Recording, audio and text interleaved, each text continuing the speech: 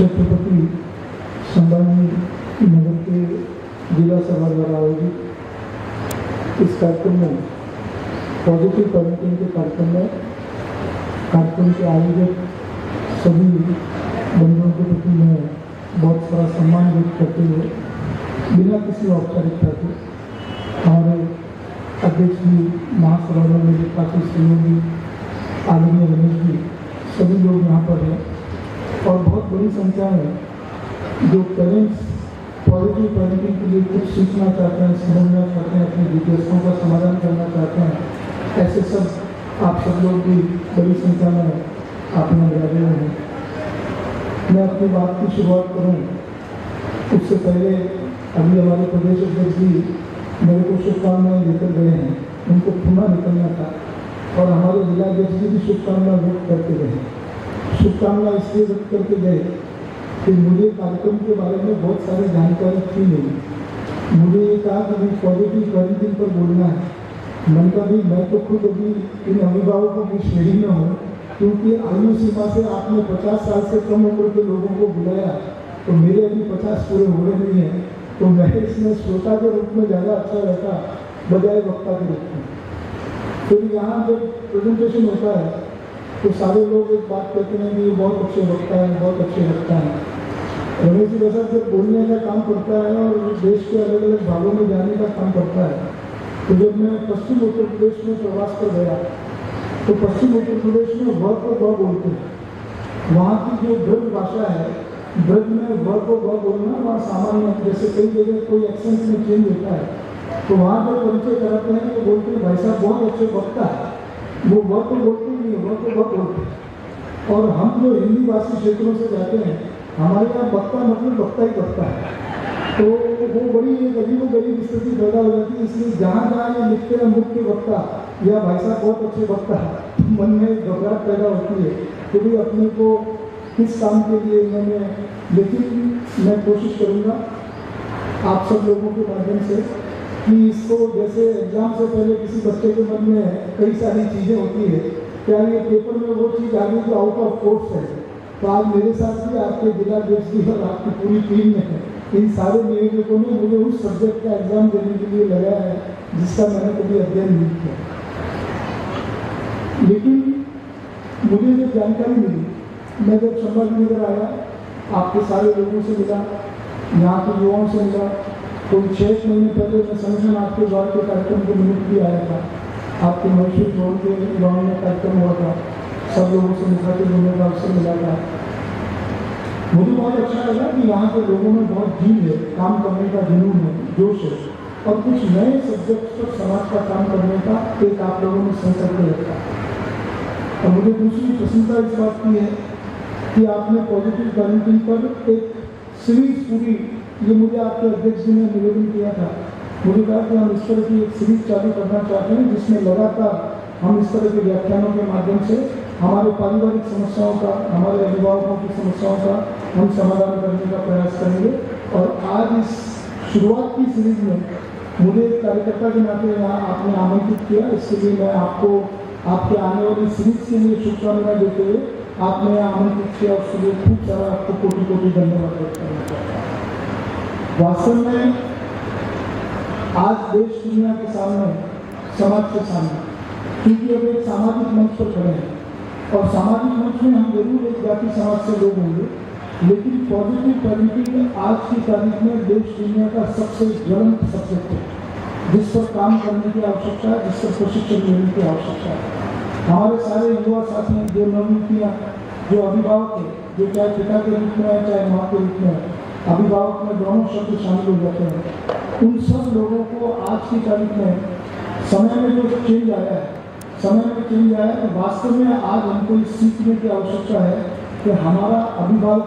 हमारा पालकत्व, हमारी पेरेंटिंग कैसी हो जिससे हम हमारे बच्चे को हमारी आशा अपेक्षा के अनुरूप उसका विकास कर सकें, उसका डेवलपमेंट कर सकें। और ये एक बहुत बड़ी समस्या है, और इस बड़ी समस्या का समाधान कैसे हो, इस समस्या के कारण क्या है, उसके निराकरण क्या है, हमको क्या अपने व्यवहार में, स्वभाव में बदल करके इस समस्या को समाधान कर सकते हैं, उस पर मैं आप लोगों के साथ में एक छोटी सी चर्चा बात जरूर रखना चाहूँगा। इसकी टेक्निकल की और इसके क्या साइंटिफिकल इफेक्ट्स हैं, उसके बारे में डेफिनेटली जो बच्चों के मस्तिष्क के विशेषज्ञ के नाते बच्चे की ग्रोइंग में साइंटिफिक टेक्नोलॉजी और प्रूवन टेक्नोलॉजी के माध्यम से उसके विकास की यात्रा कैसे तय हो, इसके बारे में एक सब्जेक्ट एक्सपर्ट आदमी पता नहीं है हमारे बीच में है। मैं आपको केवल व्यवहारिक बात जो हमारे जीवन में रात दिन हम अनुभव करते हैं और हम देखते हैं, सबसे महत्वपूर्ण बात यह है कि सबसे प्रारंभिक जहाँ स्थिति होती है वो स्थिति हमारे परिवारों में ये होती है कि आज की तारीख में हमारे बच्चों में, हमारे परिवारों में चीज़ों को लेकर जो एक जीव, एक खुशी, एक मन में उत्साह होना चाहिए, उस उत्साह की कमी को मैं मानता हूँ इस समस्या की शुरुआत होती है। जैसे मान लीजिए हम इसकी शुरुआत करते हैं, इस समस्या की शुरुआत होती है शादी की उम्र से। सबसे पहले पेरेंटिंग का भाव कहाँ पैदा होता है? जब आदमी युवा अवस्था में प्रवेश करता है तो समय पर उसका सगाई संबंध होना, उसकी शादी होना और उसके दाम्पत्य में उसको गृहस्थाश्रम में प्रवेश के माध्यम से परिवार को बढ़ाने का काम जो है वो सबसे पहले हमारी शुरुआत ही एक बार होने के बाद होती है। एक बार होने के बाद इसलिए होती है कि हमारे माता पिता ने, हमारे दादा दादी ने जो पेरेंटिंग में हम सब लोगों का ध्यान रखा, जो सिखाया, उन्होंने किसी पॉजिटिव पेरेंटिंग की क्लास अटेंड नहीं की,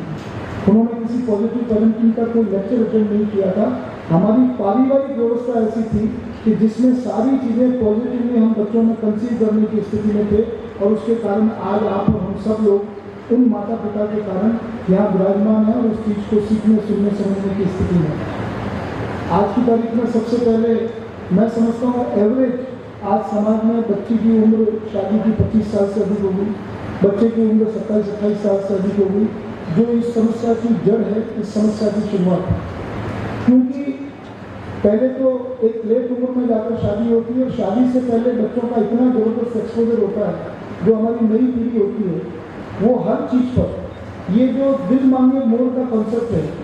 ये हमारे जीवन के हर क्षेत्र में हमने लागू कर दिया। हम सब ने तो अपने ऐड में चालू किया था कि दिल मांगे मोर, इसको हमने हमारे, क्योंकि जब आप बच्चे की शादी के लिए बात करते हो तो सबसे पहले वो 10 तरह की पसंद पर बात करता है, पसंद नापसंद के ऊपर शुरुआत होती है। एक बच्चा जब किसी बच्ची को देखता है उससे 10 मीटिंग करता है, भाई माइंड सेट लेवल मैच होना चाहिए, हमारी बाकी सारी चीज़ें मैच होनी चाहिए, हमारी ये चीज़ें मैच होनी चाहिए। उसके मन में वो स्वतः स्फूर्त संस्कार हम हमारे परिवार में पैदा नहीं कर पाते हैं कि शादी को एक संस्कार के नाते उसको स्वीकार करने की एक मन स्थिति, एक वातावरण जो बनना चाहिए वो नहीं बन पाता। जैसे तैसे हमारे यहाँ जो सगाई संबंध होते हैं, कुछ मैचिंग से, कुछ मिसमैचिंग से, मिसमैचिंग की परिणति क्या होती है और मैचिंग के बाद में जो हमारे नव दंपति हैं उनके सामने सबसे पहले कैरियर एक इतना बड़ा पॉइंट होता है। हाईली क्वालिफाइड बच्चे जब शादी करते हैं तो वो पहले जो उनके एंगेजमेंट पीरियड के टाइम में, उनके सारे उस पीरियड में वो कभी परिवार को लेकर, फ्यूचर को लेकर, हमारे आने वाले परिवार को हम कैसे व्यवस्थित कर पाएंगे, उस पर चर्चाएं नहीं होती हैं। 90% चर्चाएं कैरियर पर होती है, उन सारी चीज़ों पर होती है जिसका सामाजिक जीवन में कहीं रेलिवेंस नहीं है। क्योंकि हम सामाजिक प्राणी, हमारे जीवन की सार्थकता कब मानी जाएगी, हमारे परिवार की सार्थकता कब मानी जाएगी? जो हमारे माता पिता हैं, हमारे दादा दादी हैं, वो ये कहते हैं कि परिवार ठीक हो गया, बच्चे ठीक हो गए तो हमारा जीवन ठीक हो गया। इस बात का उनको कोई महत्व नहीं होता है कि उन्होंने कितना पैसा कमाया, कितना नहीं कमाया। लेकिन आज हम जो नई पीढ़ी के लोग हैं, हमारे यहाँ इन चीज़ों के लिए कोई स्थान नहीं है कि हमारा परिवार ठीक होगा, बच्चा क्या करेगा। हमारी सबसे पहली प्राथमिकता कैरियर। कैरियर के बाद में जब कुछ 2-4 साल के बाद में प्लान हम करते हैं कि अब चाइल्ड को कंसीव करना है, हमको फैमिली प्लानिंग की तरफ बात करनी है, तो सबसे पहली जो प्रॉब्लम आती है कि जो बच्चे का गर्भाधान करने के लिए जो दंपति आपस में तय कर करके आजकल, क्योंकि कोई भी चाइल्ड जब कंसीव करता है पहले तो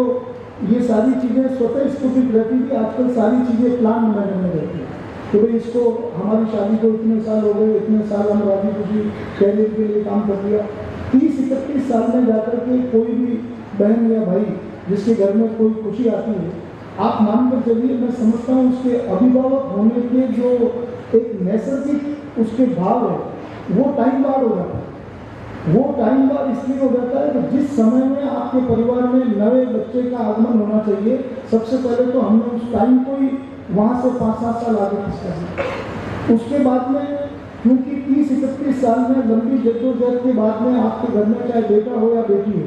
समाज में एक चीज़ तो बड़ी व्यवस्थित हो गई कि हमारे नवयुवकों में, नवयुवतियों में, क्योंकि मैं अपने आप को देखता हूँ कि मेरे परिवार में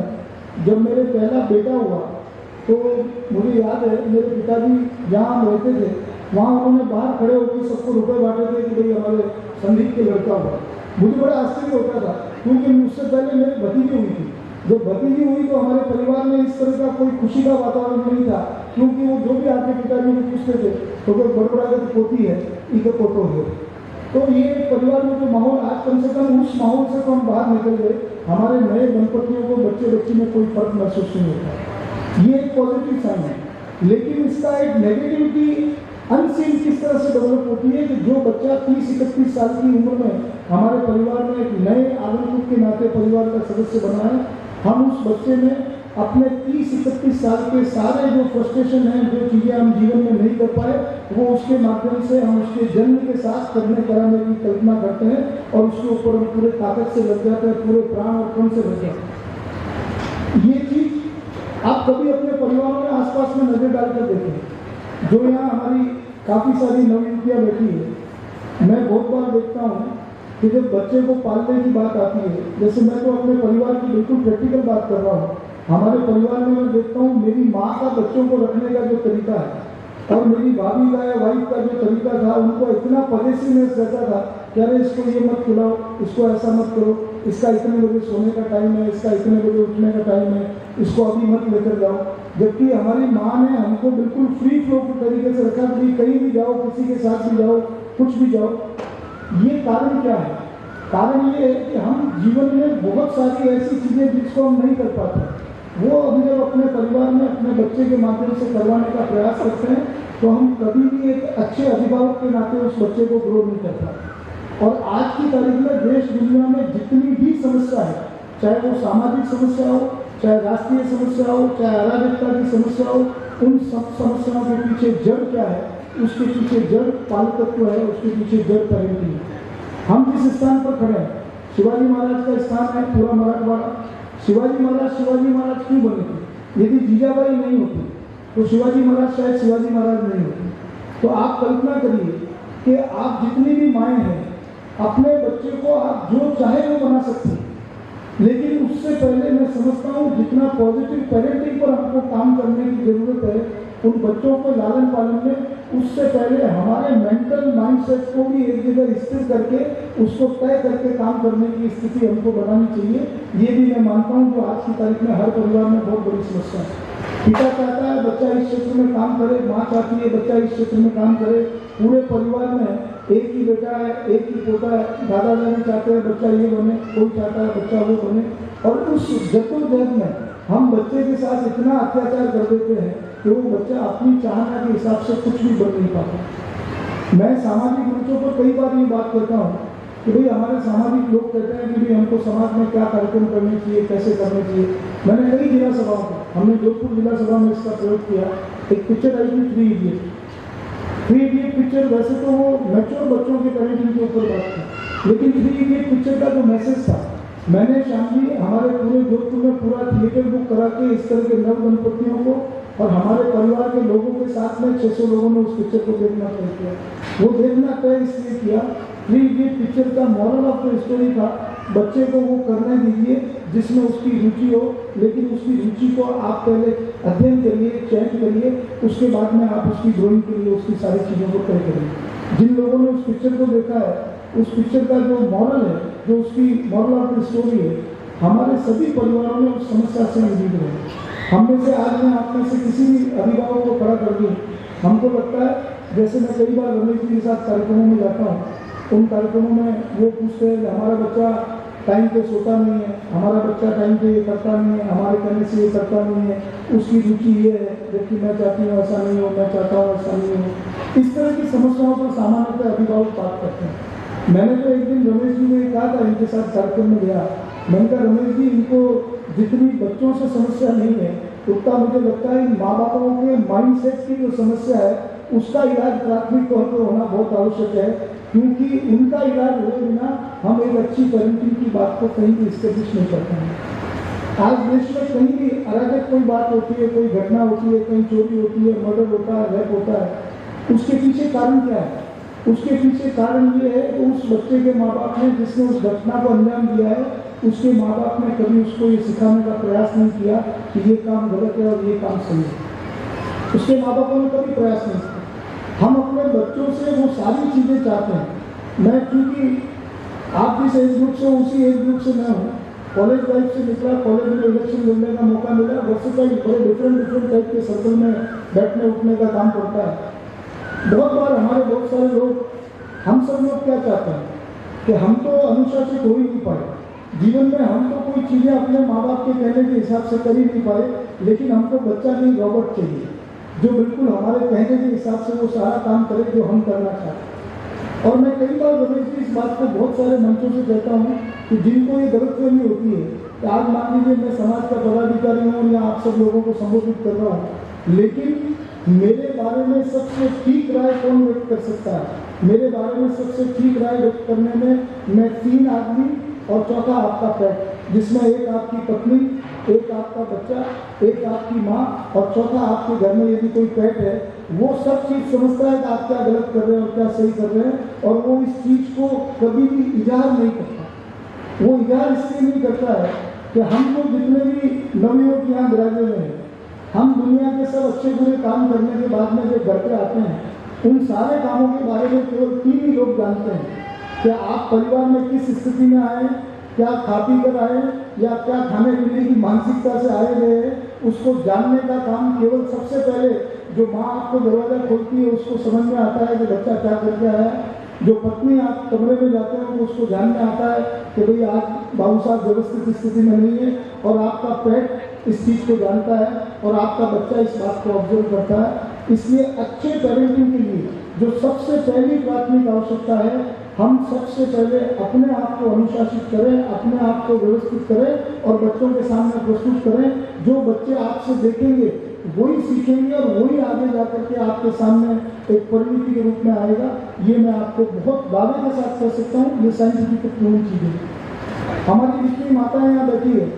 मैं आपको ये निवेदन करना चाह रहा हूँ कि हम बच्चों को कितना समय दे पाते हैं। परिवार में हमारे छोटे बच्चे हैं। मैं जोधपुर से आता हूँ। पन्ना दाई दुर्गादास की कहानी आप सब लोगों को पता है कि जीवन में आज की तारीख में हमारे पास में थोड़े बहुत जिन परिवारों में पैसे आ गए और परिवार में बच्ची और बच्चे दोनों कमाते हैं, और यदि कोई बच्चा परिवार में हो गया, नए जन्म वो किसी का हो गया, तो हम केवल उन्हीं परिवार को सुखी संपन्न मानते हैं जिनके यहाँ परिवार में बच्चा पालने के लिए आया होती है।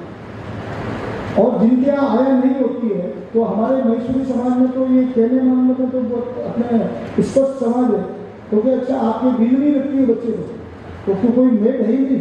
तो मेड नहीं है इसका मतलब आपको बिल्कुल गरीब दास आदमी, आपके यहाँ बच्चा पालने के लिए भी कोई नहीं। मैं आपको कह रहा हूँ, जब तक इस बात को आप नहीं समझेंगे कि बच्चे को आपके सामिप्य की आवश्यकता है, आपके गोदी की आवश्यकता है, आपके लोरी की आवश्यकता है, अगर आपने वो सारे काम किसी आया के भरोसे छोड़कर आप अपनी किटी पार्टियों के माध्यम से, अपने मोबाइल टाइम के माध्यम से, अपने आगे की सारी बुकिंग के माध्यम से यदि आप काम करेंगी तो आप मान के चलिए आपके मन के अनुरूप आपके बच्चे की ग्रोथ नहीं हो सकती। ये कड़वी बात जरूर है, लेकिन 90% हाउसेज में चाहे वो अफोर्ड कर सकते हैं या नहीं कर सकते हैं, कहीं बंगाल से कहीं आसाम से कोई न कोई आया आती है, 1 साल तक उस बच्चे को रखती है। जब तक वो बच्चा माँ के सामीप्य का, माँ के संस्कार का, उसका जो पीरियड होता है कि सबसे नजदीकता उसको जब माँ की चाहिए होती है, तब माँ की बजाय उस आया की नजदीकता आती है। और हम कल्पना करते हैं कि ये बच्चा हमारे हिसाब से ग्रो क्यों नहीं हुआ, जब आपने बच्चे को ग्रो करने में जो अपेक्षित टाइम है वो दिया ही नहीं है, तो आप ये कल्पना कैसे कर सकते हैं कि वो बच्चा आपके हिसाब से ग्रो हो? वो हो ही नहीं सकता। आप ये मानकर चलिए, मैंने कई सारे, जैसे रमेश जी इस सारे विषयों के विशेषज्ञ हैं, कई विशेषज्ञों के साथ काम करता है। मैं अभी कल परसों कहीं बैठा था तो एक चर्चा चली कि भाई आपकी माँ खाना बनाती है और आपकी पत्नी खाना बनाती है, आपको कैसे पता चलता है? मैंने कहा भाई अभी भी कभी ऑफिस में टिफिन आता है, टिफिन को खोलने के साथ पता पड़ जाता है कि खाना माँ ने पैक करके भेजा है कि वाइफ ने पैक करके भेजा है। तो क्या ये पता कैसे चलता है? मैंने कहा भी पता, तो उसने कहा इस बात की तो लड़ाई होती होगी। मैंने कहा आज भी लड़ाई होती है, घर में जाते हैं कोई पर्टिकुलर चीज़ होती है, हम जरूर कहते हैं कि ये चीज़ तो मेरी माँ की जैसी तुम बना ही नहीं सकती हो। अब शादी को मेरे भी 26 साल हो गए हैं, तो वो कई बार कहती है कि फिर अपनी माँ से ही बनवाओ। तो मैंने कहा भाई माता जी तो है, जितने साल बनाएंगे लेकिन इसका कारण क्या है? मैंने एक वैज्ञानिक से पूछा तो उसने कहा इसका कारण ये है कि जब आप छोटे थे, आपकी माँ अपने हाथ से जब आपको किसी चीज को खिलाती थी, आपके जीभ पर वो टेस्ट को कल्टीवेट करती थी और आपके अंदर इस सामिप्य को वो प्रवर्तित करती थी कि उसके हाथ का बनाया हुआ खाना है, उस खाने के स्वाद के साथ उसका स्नेह भाव जो आपकी जीभ पर कल्टीवेट हुआ, इसके खाने का एक और तोड़ने के साथ में आप चाहे उम्र के किसी भी पड़ाव पर चले जाओ, आपको ये समझ में आता है कि ये काम मेरी माँ का किया हुआ। और ये कब होगा? जब आप बच्चे को सामिप्य देंगे। ये कब होगा? जब बच्चे के साथ आप समय व्यतीत करना तय करेंगे। आज की तारीख में पूरे परिवारों में सबसे बड़ी समस्या ये है, हमारा बच्चा है, क्योंकि ये जो परिवार नियोजन का पूरा काम चला, पहले करते थे 2 या 3 बच्चे होते हैं घर में अच्छे, फिर परिवार नियोजन वाले रुके नहीं, समाज वाले तो अब कह रहे हैं भाई समाज की संख्या बढ़ाओ, संपत्ति बढ़ाओ, संपत्ति बहुत बढ़ गई। तो परिवार नियोजन का जो 1964 से 2026 तक जो पूरे डायलॉग्स है, सबसे पहले इन्होंने नारा दिया 2 या 3 बच्चे होते हैं घर में अच्छे, फिर कहा हम 2 हमारे 2, और उसके बाद में आज एक नया नारा आ गया मियाँ बीवी में एक बच्चा हो, उन्होंने तीसरा नारा दे दिया। और अब मुझे लगता है कि जिस तरह से सरकार जनसंख्या कंट्रोल को लगी हुई है और हमारे नवयुवक नवयुवतियाँ भी उसको जो प्लान करते हैं, आने वाले टाइम में ये नारा आएगा न जोरू में जाता अल्लाह मियाँ से ना, क्योंकि लीगल चालू होगी। आप ये मानकर चलिए कि परिवार में एक बच्चा होता है और आप अपनी पूरी उम्मीद, पूरी आकांक्षाएं, अपेक्षाएं उसी बच्चे के साथ पूरा करना चाहती है। जब बच्चा 1.5 साल का होता है,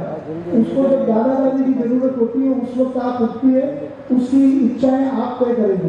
कि ये 2 साल का बच्चा है, स्विमिंग क्लास में जाना चाहिए, उसके बाद में आने के बाद स्केटिंग में जाना चाहिए, वहाँ से आने के बाद में ये ओबेकस में जाना चाहिए, ओबेकस से आने के बाद में इसको डांस में जाना चाहिए, लड़की होगी तो उसको कथक क्लास में जाना चाहिए। अरे वो 2 साल का बच्चा क्या क्या करेगा, ये आप लोगों ने तय करना है। और कभी कभी मुझे लगता है हम जो पॉजिटिव पेरेंटिंग की बात करते हैं, कभी हमने ये सोचा कि अगर हमारे माँ बापों ने इतनी क्लास में हमको डाल दिया होता तो हमारी क्या स्थिति होगी। हम तो बिना क्लास में गए भी आप जहाँ खड़े हैं, मुझे लगता है बहुत सुखी संपन्न है।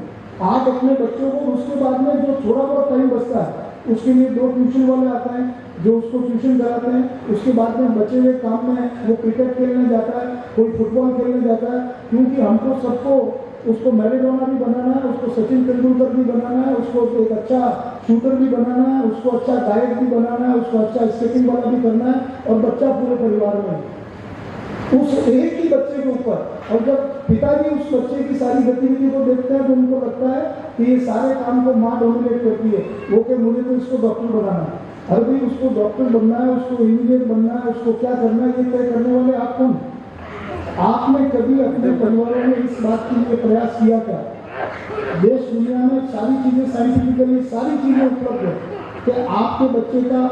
IQ SQ क्या है, इसका किस क्षेत्र में निर्माण किया जा सकता है, इस बच्चे में क्या विशेषता है, इस बच्चे की क्या स्ट्रेंथ है। हम अखिल भारतीय महेश्वरी महासभा के माध्यम से हमारी भावी पीढ़ी को जीनियस कैसे बनाए, पूरा का पूरा पेरेंटिंग पर प्रोग्राम चलाते हैं। उस प्रोग्राम में इनिशियली हम बच्चे का टेस्ट करवाते हैं कि इस बच्चे में किस क्षेत्र में बढ़ने की प्रतिभा है, वो किस परसेंटेज तो जग में।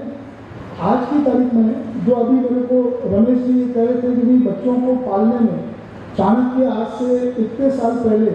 कई 100 वर्ष हो गया, आज 12वीं शताब्दी में मेरे ख्याल से चाणक्य हुए और आज हम 21वीं शताब्दी में जी रहे हैं। चाणक्य ने आज से 1000 वर्ष पहले ये कहा है कि लालेति पंचवर्षेषु, जब तक आपका बच्चा लालेत पंचवर्षेषु, जब तक आपका बच्चा 5 साल का हो उसको लाला की तरह रखें। लाला का मतलब है यशोदा का लाला, लाला का मतलब है स्नेह प्रेम। जैसे यशोदा का नंद लाला ये शब्द क्यों पड़ा कि यशोदा ने 5 साल तक कृष्ण की जिस भाव से उसने कृष्ण को अपने साथ में रखा कि उसने उसके अंदर प्रेम, उसको साक्षात भगवान का रूप मान करके उसने बड़ा किया कि लाला की हर इच्छा की पूर्ति करना ये यशोदा मैया का काम था। उसने कोई जायज काम किया, नाजायज काम किया, ठीक किया, गलत किया, लेकिन माँ उसके साथ में लाला के साथ में खड़ी। और चाणक्य दूसरे वाक्य में कहते हैं कि 10 वर्षे तो दंड्यते,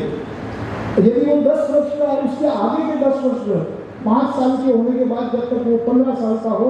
तब तक उसको आप दंडात्मक काम कर सकते हैं, उसके साथ में अनुशासनात्मक काम कर सकते हैं। अनुशासन का मतलब क्या है? अनुशासन का मतलब है ये नहीं है कि आपने उसको बाथरूम में बंद कर दिया, उसने आपका मोबाइल तोड़ दिया, आपने कहा भी 2 दिन खाना नहीं देंगे, इस तरह का जो हमारे यहाँ सामान्य परिवारों में। और मुझे याद है,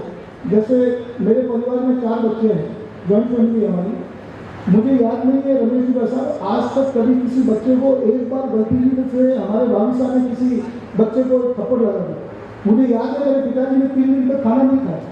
कहा कि आपने बच्चे को कैसे मार दिया। तो भाभी जी ने कहा कि कम से कम ये बच्चे बड़े हो रहे हैं, मानते नहीं है। तो जो बात आज आपने मेरे को कही, पिताजी ने कहा कि इनको लाड प्यार से समझाओ,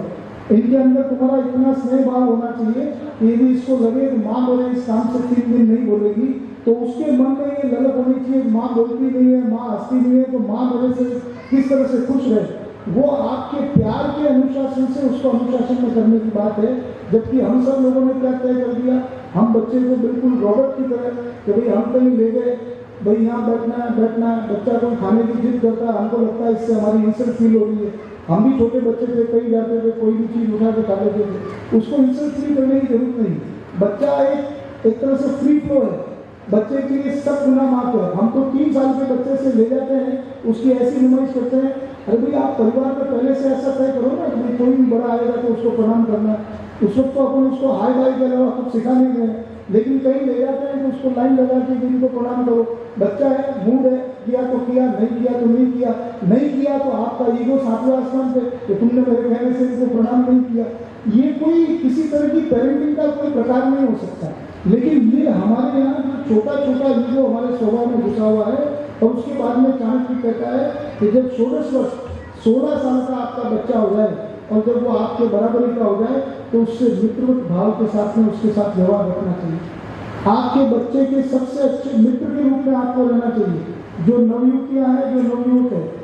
क्या आपने कभी अपने बच्चे के साथ में, मैं आपको पूछना चाहता हूँ, कितने लोग अपने बच्चों के साथ में फैमिली में टाइम दे पाते हैं, उनके साथ खाने नाश्ते को समय दे पाते हैं, उनके साथ फैमिली आउटिंग के लिए जाते हैं, उनके साथ कभी किसी मूवी में जाते हैं, उनके साथ खुल के बात करनी चाहिए। उनको ये लगना चाहिए कि अब यदि मैं मैच्योर होने पे आ गया हूँ तो मेरे पिताजी मेरे दोस्त हैं, मेरी माँ मेरी सहेली है। ये भाव जब तक नहीं होगा आपके मन में,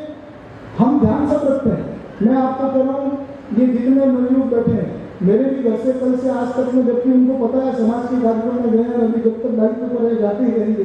तो उसके बाद में भी 10 बार फोन आता है, क्या कर रहे हो, अभी किसी समाज के काम में, और तो क्या करेंगे। लेकिन वो की वो स्थिति आप लोगों की, आप बच्चे की हर मिनट का, ये तो मुझे लगता है अभी कोई ह्यूमन जीपीएस सिस्टम नहीं आया, नहीं तो मेरे ख्याल से अभी आज के माँ बाप सबसे पहले उसमें जीपीएस कार्ड रिसर्च करके उसकी 1-1 मिनट की लोकेशन चेक करेंगे कि भाई अभी बच्चा किधर गया है, कहाँ उठ रहा है, कहाँ बैठ रहा है। आजकल मोबाइल में तो सुविधा इस बात की दे दी है। मैं जो बात आपको कहना चाह रहा हूँ, यदि बच्चे के साथ हमारे संवाद, हमारे संबंध इतने मजबूत होंगे, स्नेह के संबंध होंगे, तो आप मान के चलिए आपका बच्चा जीवन में कोई भी अच्छी बुरी बात करेगा, गलती करेगा, आप बच्चे को सुबह से शाम तक कब ये पूछ पाते हैं कि आज दिन भर में तेरे साथ क्या अच्छा हुआ, क्या बुरा हुआ, आपने कब अपनी अच्छी बुरी बात को उसके साथ शेयर किया। जब बच्चे या बच्ची मैच्योर मोड पे आते हैं, उस वक्त में आपको अपने जीवन के अनुभव, अपने जीवन की कहानियाँ, हम अनुभवों को वन वे पर लेते हैं। हम उनको ये बताना चाहते हैं, हम में से जितने माँ बाप हैं वो अपने बच्चे को क्या कहानी सुनाते हैं कि मैंने कितनी संघर्ष के साथ में पढ़ाई की है, हमारे पास पढ़ाई करने के लिए पैसे नहीं होते थे, हमने इतना इतना ऐसा करके ऐसा किया है, हमने बहुत मुश्किल से ये मुकाम हासिल किया है। हम जिंदगी भर अपनी उन दुख दरिद्र की कहानियों को उन बच्चों में कंसीव करते रहते हैं कि हमने इतने स्ट्रगल के साथ ये काम किया। दुनिया में हमने कोई नया काम नहीं किया। दुनिया में जो भी सफल व्यक्ति हुए हैं वो जीरो से हीरो बने। हीरो से हीरो बनने वाला कोई व्यक्ति मैंने तो आज तक देखा नहीं। जीरो से हीरो बनने वालों की पूरी लंबी श्रृंखला है। इसलिए हमको ये मानसिकता तय करनी पड़ेगी कि हम अपने बच्चों के साथ मित्रवत भाव से व्यवहार रखें। यदि आप मित्रवत भाव से व्यवहार रखेंगे, आज समाज जीवन में जिस तरह की बच्चों के साथ जो स्थितियाँ परिस्थितियाँ बन रही है, मैं आपको कह रहा हूँ कि यदि आपको पता चल जाए कि आपका बच्चा टीनेज में आ गया है, कॉलेज में गया है, कोई गलत मित्रों के साथ में किसी गलत चीज का उसने सेवन किया है, हम घर में तूफान खड़ा कर देंगे कि मेरा बेटा उधर में सिगरेट पी के आ गया। अरे मैं कह रहा हूँ उसने गलत काम किया है, उसके साथ मित्रवत भाव से ही बात करिए तो बेटा ये चीज ठीक नहीं है। लेकिन आप उस स्थिति में बात कर पाएंगे जब आप खुद ठीक हो। कल मान लो बेटा कहे पापा आज आप हमारे को ये इतनी चीजें करो, आप तो रोज ही पी कर आ रहे थे, तो आप ये बात करने की स्थिति में नहीं रहेंगे।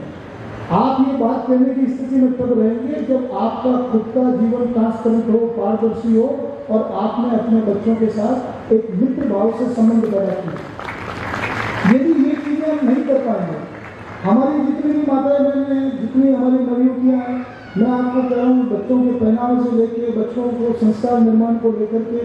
हमको परिवार में खुद को, जब वो बच्ची, छोटी बच्ची, छोटा बच्चा, और मैंने गुरुदेव भूपेंद्र जी हमारे यहाँ भी कथा करने के लिए आए, उन्होंने एक बड़ी अच्छी बात कही कि ये साइंटिफिक है कि बच्चा, लड़का जो होता है वो बाप को फॉलो करता है और लड़की जो होती है वो माँ को फॉलो करती है। जब बच्चा छोटा होता है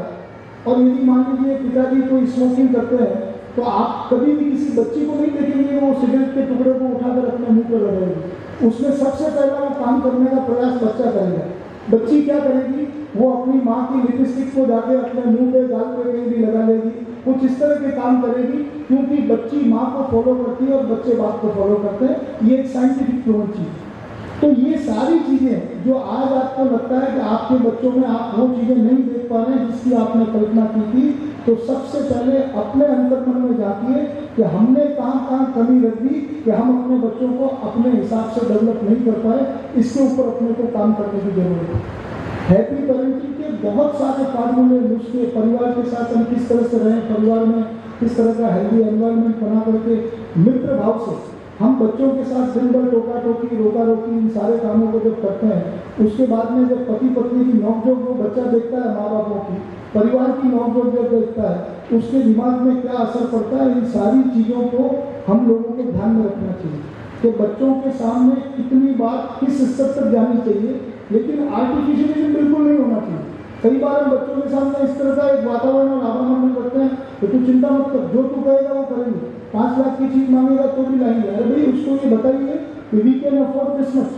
बेटा हमारी स्थिति ये है और हम इस तरह से इस चीज को करेंगे, स्टेप बाय स्टेप तुम्हारे को ये चीज दिला दी जाएगी। हम उस बच्चों को इस तरह के सपने दिखाने का प्रयास करते हैं जो पूर्ति करने की हम खुद भी स्थिति में नहीं है, लेकिन हमको लगता है झूठे वादे से हम बच्चे का मन मोह लेंगे या बच्चे को हम जीत लेंगे। मैं मानता हूँ ये दुनिया की सबसे गलत थ्योरी है। आपके बच्चे को आपके परिवार के बारे में स्पष्ट स्थिति एक आयु के बाद में, जब वो मैच्योरिटी पे आ जाए, उसको ये पता होना चाहिए कि पिताजी की स्थिति क्या है, परिवार की स्थिति क्या है, माँ की स्थिति क्या है, हमारी आर्थिक स्थिति क्या है, हम किस तरह की चीज़ों को ले सकते हैं या उसको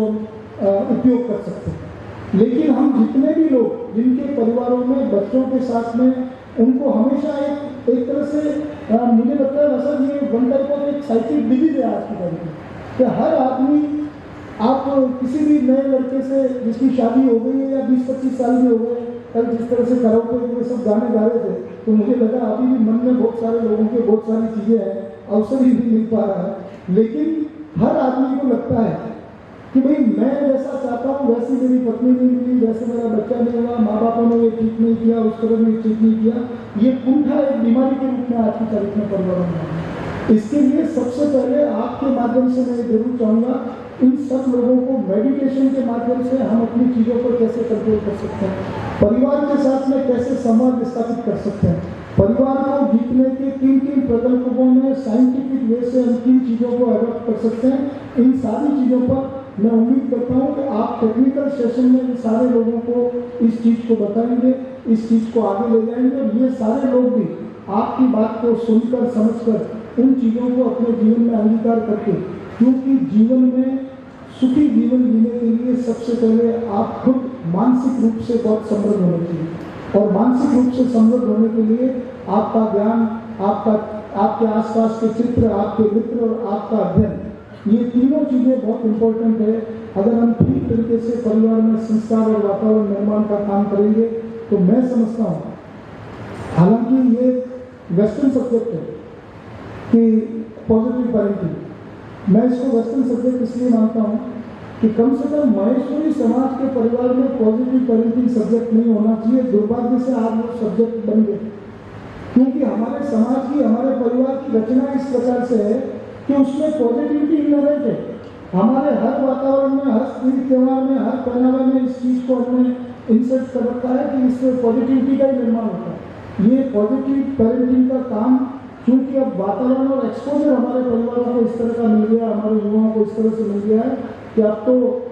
ये तो पॉजिटिव पेरेंटिंग पर बात है, आजकल तो पॉजिटिव आपकी हैप्पी मैरिड लाइफ कैसे हो इस पर भी क्लासेज हो रही है, महासभा भी करवा रही है, दाम्पत्य में तनाव कैसे हो।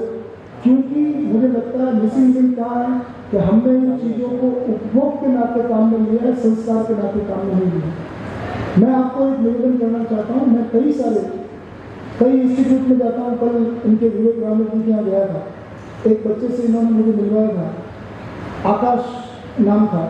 उसके माँ बाप नहीं है, उस बच्चे ने IIT किया है, अभी इनकी चेतना फाउंडेशन के लिए काम कर रहा है। मैं कई बार इस बात को देखता हूँ, हम लोगों को गलतफहमी क्या हो गई है कि बहुत सुविधाएं देने से ही बच्चे आगे बढ़ते हैं,